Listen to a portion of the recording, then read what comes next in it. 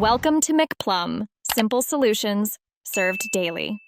Start by preparing your iPhone for iCloud mail setup. Make sure your device has Wi-Fi or cellular active so the sign-in completes.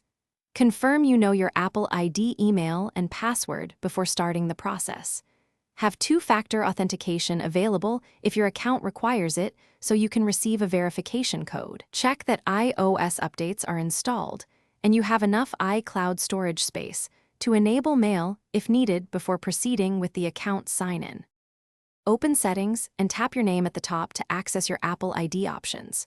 If you are not signed in, choose Sign In and enter your Apple ID email and password to continue. Approve any two-factor authentication request on a trusted device and enter the code on your iPhone.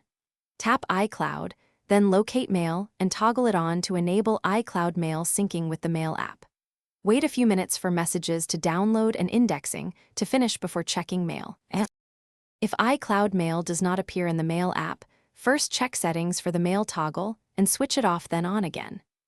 If sign-in fails repeatedly, reset your Apple ID password using the account recovery flow and then sign in with the new password.